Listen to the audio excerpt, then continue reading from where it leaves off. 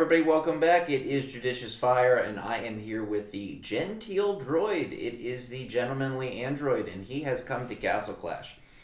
I'm going to give you the punchline of the joke right here at the start of the video. He's not a good hero. This is a hero that underperforms in, I'm going to say, every category except one, and that is raw damage output. He can do raw damage output against non-damage capped heroes as a forward strike, but in everything else, he's failing. Let's take a look at Genteel Droid. Got him at breakthrough 35, got him all maxed out with everything except his adeptness level. Order-bound bow, that's my attacking build. I've got a more defensive build with Dragon's Cover. Either way, you're going to have reflect mitigation through Wicked Armor or Dragon's Cover. If I'm doing Order-bound bow, I'm going to have a Wicked Armor. If I'm doing a Dragon's Cover, a Soul Healer is probably recommended. It's going to give him a huge extra health pool, greater crit resist, which is something he's lacking. He has a little bit low crit resist for an epic hero, and it's also going to suppress healing of the enemy, and that goes along well with what he is at least intended to do. I've got him with an Adeptness insignia that provides damage reduction and a little bit of extra health for order-bound heroes. He is an auto-proc hero. You can put an Empower on him, but it will be a useless auto-proc, like a Mahatma auto-proc. He'll fire off in the nearby area. That's about 8 to 10 squares away. And then he'll stop. And then a few seconds later, it'll activate again. Anybody who doesn't want to deal with that would just drop their hero someplace else. He does really well with the 1650 attack damage right there in the hero description. That forward strike, when you have a, say, order-bound bow and a wicked armor, and you're really pushing attack on the guy, and you've got him pretty high in breakthrough, he can take out pretty much any hero in the game, but only those right up in front of him, and it'll probably cost him his life. Now, not through reflect and deflect damage, but the fact that anybody else on the board that's auto-procking is going to liquefy this guy pretty quickly. He has a relatively low survivability rate. That is due to the fact that he only gets bonuses and protections for a certain period of time, and they have to activate in combat. We'll take a look at that in a moment. Okay, so 1650 attack right up in front in an arc. For 3 seconds then, he gains immunity to stun, freeze, and silence. That is not all the time, so it's only every 3 out of 5 seconds. He gets an 80% damage reduction, but again, that's only 3 out of 5 seconds, so he's pretty much naked 2 out of 5. Let's get back to that part next, that whole dodge stuff. Get back to that in a minute. Okay, he has fast energy recovery, just meaning that if he has energy reduction on him, or his energy regain rate is reduced, well, then this will help to balance that out. He's not like auto-firing every couple of seconds. It's pretty much a normal skill activation. He just has a better way that he efficiently uses energy in this game. Okay, this little part right here of his skill description, this is what makes him a unique hero. And we look for those little things in skill descriptions that make a hero unique. Try to isolate that, make our decisions to create an even better expert in that area. Okay, so let's try to see what this guy does that's unique. Let's look at this cooldown. Every 3 seconds, this guy gets one chance to perform a successful dodge. This happens on a clock every 3 seconds. That chance to dodge is 20%. That is a fixed 20% chance to dodge every 3 seconds. If he doesn't dodge, then it resets, nothing happens. 3 seconds later, he gets another 20% chance to dodge. There's no reason to have dodge on this hero. If you had 40,000 dodge on the Genteel Droid, it is not going to increase his dodge percentage. It'll be 20% chance to activate this component of his skill. Now, having 40,000 dodge on the guy would certainly help him as a hero. He's not going to get hit as much and he's going to be dodging. But if you want to take advantage of this unique part of his skill description, remember that it is a 20% only. Forget putting dodge on the guy. 20% chance to do what? 20% chance to do damage that ignores damage caps. You need accuracy on him. Put all accuracy on him. It's not going to change the dodge. And if it does happen, it's only 20% chance. If it does happen, you're actually going to be able to hit. So go all accuracy on the guy. Nothing. This isn't Ripper here, okay? We're not trying to build a dodge expert. You got to be able to hit the heroes, and you're not changing that 20% dodge. If he does get that dodge to fire off, he is going to be doing 12% of the enemy's health.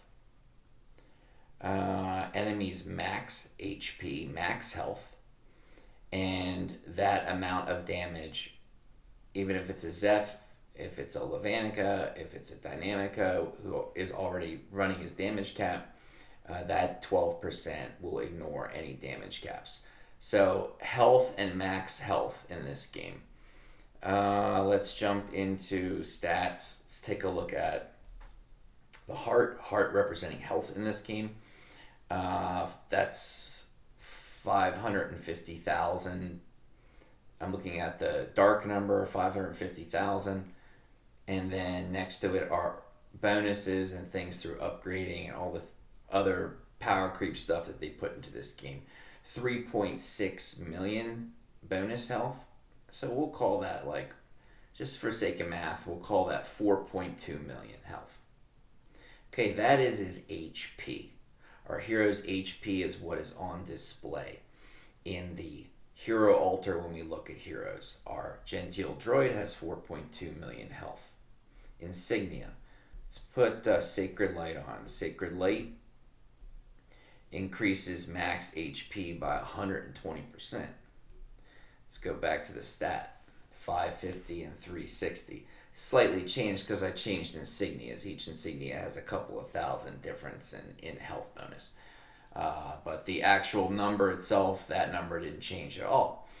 HP is just what's on display in the hero altar. Now, when I drop this hero on the board and he goes into combat and he goes and sees action, he attacks, he defends, he's activated in a game mode, all of a sudden it becomes max HP. And things like Sacred Light, any talents, insignias, enchantments, anything that our heroes have, extra insignias, super insignias, anything that our heroes have involving health, that will then apply in battle. And that becomes a huge number. Takes that 4.2 million health, the HP, and it will multiply it by all of those, Sacred Light, tenacity multipliers, etc. It'll become millions and millions and millions of health. So max HP is always much, much larger. So you're going to do 12% damage to a hero's max HP. All right, let's say that max HP could be 10 million if you got a real high level epic hero. Let's say it's maybe 10 million. All right, let's say you're doing 1.2, you'd be doing 1.2 million damage. You'd be doing that one time. Then you'd have to wait 3 seconds and you'd get another 20% chance to do it again. Let's say that you have the greatest Las Vegas odds on Earth and you're able to get that 20% to activate back to back to back to back to back. You have to hit a hero 8 times with this skill in order to render its health pool to, I think, 4%. Okay, not just knock them out, just bring it down to 4%. Say 8 to 9 times in battle, you would have to have this skill activate to knock out a hero's health pool. That would then be 24 seconds. The hero could not be healing during that time. It would have to be standing there like a fool, sucking on its thumb, while this Genteel Droid basically goes skill activation crazy on it. It's not going to happen. Okay, long story short, at least we learned about HP and max HP in this video. Oh, here's his hero relic system. Just lucky enough to get all 100% HP, accuracy, and crit. Fantastic. Happy, happy days. I wish I would have gotten this kind of roll on Lady Weldcore. I just did a Lady Weldcore video. Her performance in this game makes up for the fact that Genteel Droid's going to be sitting the bench. He's going to be mopping up the hero altar. You're in charge of painting the walls of the hero altar, Genteel Droid. 170,000 base attack. This is the number that is multiplied by attack multiplying talents once in combat, like Order-Bound Bow, Wicked Armor, Unholy Pact, but once in combat. That 4.2 million health, really slow attack speed. Higher that number, the slower the attacker. And very fast movement speed. Higher the boot, the faster the hero moves from point A to point B on the board. Accuracy at 41,000. This pet doesn't even have accuracy on it. It has all attack. So he does a real nice job accuracy-wise. Great. Dodge is at 12,000. Okay, you can use this hero. You can use him in like an insane dungeons, but there's better heroes to use, like an Axe Punisher or a Spirit Mage or a Boreal Fox or something. Crit is pretty low. You can augment that certainly with talents and insignias, but it's pretty low to begin with. Crit damage is nothing to speak of, and crit resist is pretty low too. That's why that Soul Healer and Dragon's Cover combination can come in handy if you want a sturdier Genteel Droid. Let's look at his skin. Okay, our friend turns from a robot into a child's nutcracker toy. I don't understand that. It goes back to when Dread Drake's skin was an octopus, underwater octopus man. That was when I really scratched my head for the first time with these skins, and I thought to myself, what are they putting in the water cooler over there? You know? All right, we're right up against Levanica, and we're definitely dodging. He can take a max of 10,000, but his damage cap goes away for a brief period of time.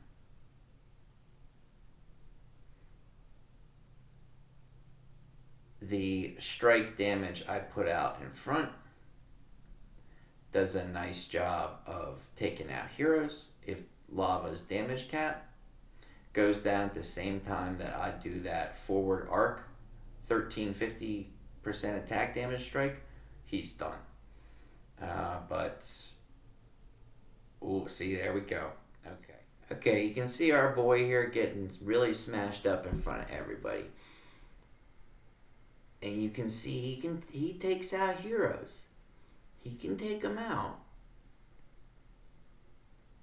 As long as they don't have a damage cap, or if their damage cap is one of those operational damage caps that kick in at a certain percentage, or go away like in the case of Levanica, because the 12% over time just isn't cutting it. Looks like he's going to go out pretty soon. That's why I have a healing pet on him that also gives a little damage reduction. He's going out. Okay, not bad. He took out a couple of heroes. Let's keep moving on. Alright, here we go. We got a Dynamica down here right at the corner. Oof. Man, I'm getting hurt. We took out Dynamica. We died directly afterwards. Like I described at the beginning of the video. You might take out Dynamica, but you'll die right afterwards.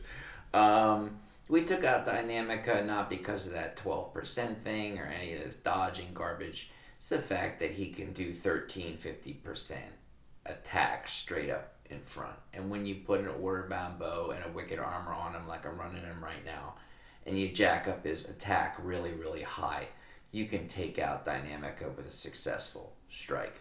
If you take him down to like 70% health, and then the next strike takes out the rest of his health pool, the damage cap never activates. Let's bring this bad boy to a close. Let's wrap her up and let's move forward with our lives. Genteel Droid is a slightly improved Demon Stalker in that he has an extra capability and maybe you can get his stats up a little bit higher. Other than that, kill strike damage up in front in an arc, I don't really see him being super useful. Having the ability to globally attack always makes a huge difference. Our new friend, the Lady Gearbox or whatever her name is, that just came out this month can do that. Dynamica can do that. Zeph can do that. Even Dove, under certain circumstances, has no problem being a global attacker. But Genteel Droid is just the folks right up in front. So if you want to throw him face first into trouble, and you don't mind losing your nutcracker in the in the process, then by all means. But I would not prioritize this hero. I hope the game's treating you well. Got a couple more videos coming out. It's an interesting update, and while I'm not a huge fan of Genteel Droid, I think that they did a real nice job with Lady Gearbox. She was a hero that does make an impact in the game. They also have a really, really nice new insignia out there, the zero-in insignia. I'm going to be doing a video on that pretty soon, and we're going to dissect that, figure out what that is, what it does, and how to use it best. Thank you, Genteel Droid. Thank you, Clashers, and I'll catch you in the next one. Bye-bye.